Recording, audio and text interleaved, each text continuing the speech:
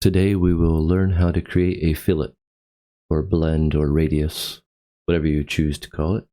So we have OnShape open. We used my video to extrude, so please open that if you haven't watched it, and that will get you to this point.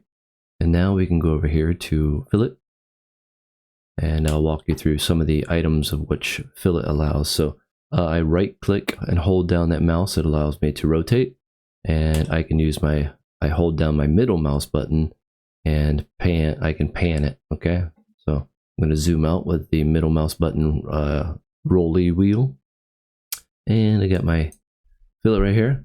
So what I can do is I can choose an edge, and it automatically throws that 20 millimeters. So I can change this to, like, say 2 millimeters.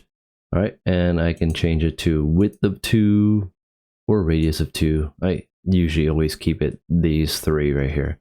And if you want to remove one of these, say if you chose 2 different things, it's actually not allowing me to do this right now. It's not seeing all those edges. So let me click here. Let me try again. Okay, now it's working. It's showing you a preview of those. Okay. And if you want to do the entire top face, we can click on the whole thing and it does it all automatically. All right. Now we can click there and delete it. Okay. Let's say you wanted to do a asymmetric fillet.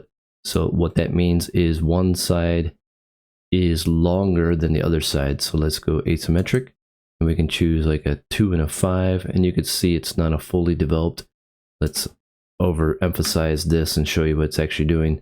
And you can flip it, and then you can see it's rolling off the edge a lot better. Okay. All right, let's undo that guy.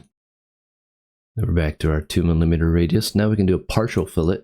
And what this is cool for is, let's say you wanted to only go a certain distance and you want to stop it. So this allows you to stop that at a certain distance, which is pretty cool. There are instances in which you need to do that. All right, and then let's click out of here. Let's get out of there. Let's retry this. It doesn't remember your last items either. All right, so now next one, we want to do a variable fillet, and it wants us to choose the vertex.